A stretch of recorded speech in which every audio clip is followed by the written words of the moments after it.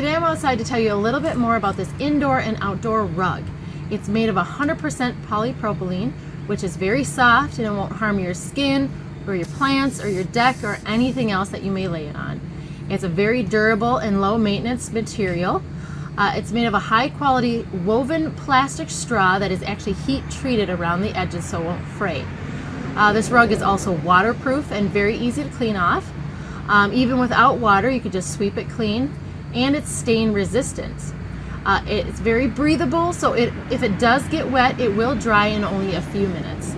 It's also fade resistant, which is nice if you're going to keep it out in the sun for long periods of time.